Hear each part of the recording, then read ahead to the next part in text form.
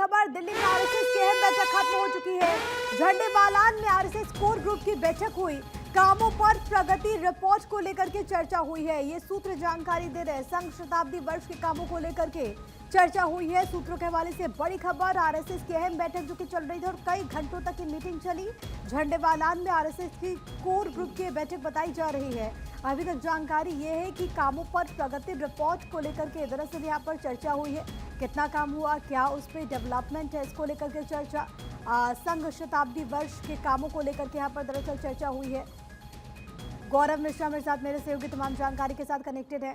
गौरव, कई घंटों तक ये बैठक चली जो कि अब समाप्त हो चुकी है। ताज़ा अपडेट्स क्या कुछ है, किन अहम मुद्दों पर चर्चा हुई?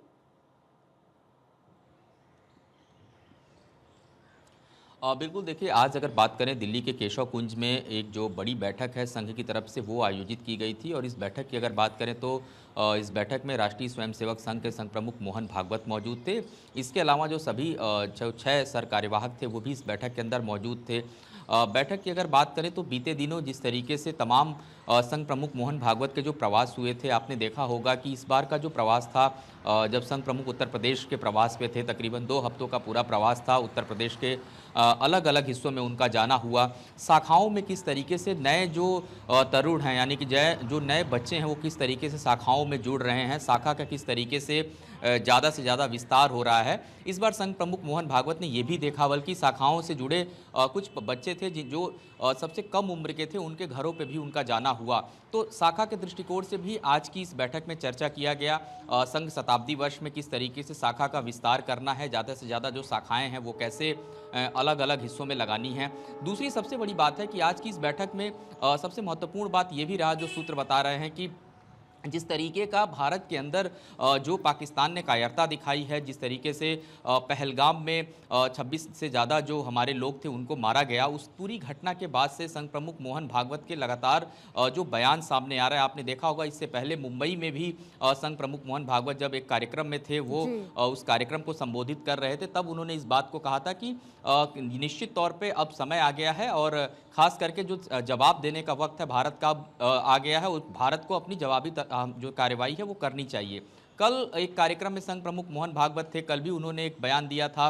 द हिंदू मैनिफेस्टो एक किताब थी ज्ञानानंद महाराज जी की, जो उन्होंने लिखा है। उस पूरे कार्यक्रम के आयोजन में संघ प्रमुख मोहन भागवत ने अपने संबोधन में साफ शब्दों में कहा कि अगर पड़ोसी जो है कहीं ना कहीं परेशान करे, पड़ोसी शरारत करता है, तो उसको कहीं ना कहीं उसको जो जवाब है वो ज़रूर देना चाहिए। और ख़ास करके अब जिस तरीके की गतिविधियाँ पड़ोसी की तरफ से की जा रही हैं, तो पड़ोसी को जवाब देने का वक्त आ गया और एक राजा का सही धर्म है कि वो न्याय करे। तो निश्चित तौर पे अब इस तरीके के जो बयान है वो जाहिर तौर पे दिखाते हैं कि जो ये पूरी घटना हुई है, संघ इस पूरी घटना को लेकर के काफ़ी चिंतित नजर आ रहा है। और इस पूरी घटना के बाद से जानकारी ये भी है कि आने वाले दिनों में राष्ट्रीय स्वयंसेवक संघ के जो स्वयंसेवक हैं, खास करके घाटी के हिस्सों में आपको नजर आएंगे। और दूसरी सबसे बड़ी बात है, क्योंकि जब इस तरीके की कोई बड़ी घटना होती है, संघ उस पर पूरा विचार मंथन करता है, चिंतन करता है। तो आज की इस बैठक में इस पूरी घटना पर बड़े गहनता के साथ चिंतन और मंथन भी किया गया। दूसरी सबसे बड़ी बात है कि शताब्दी वर्ष से निमित्त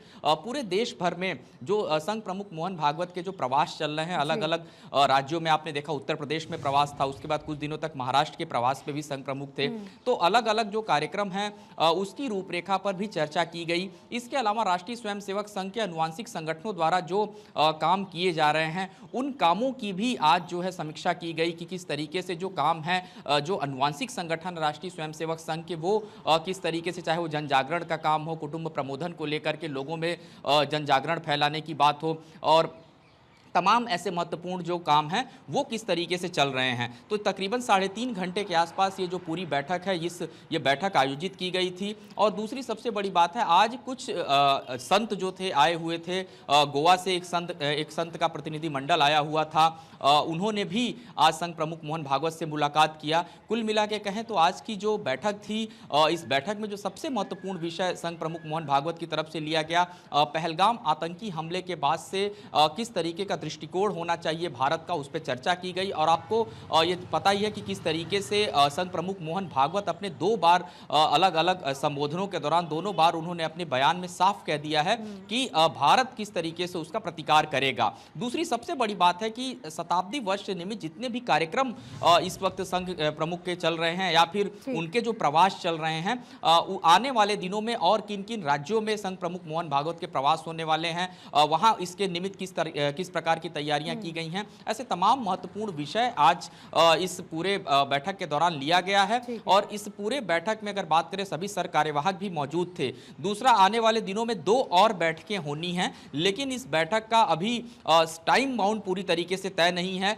और ये जो 2 बैठकें होंगी, इसमें जो 3 सरकार्यवाहक जो अधिकारी हैं वो संघ के मौजूद रहेंगे। मीटिंग्स प्रस्तावित है, हालांकि उसकी डेट्स अभी तक अनाउंस नहीं हुई है। फिलहाल के लिए गौरव, आपका बहुत धन्यवाद तमाम बातचीत और जानकारी हम तक पहुंचाने के लिए।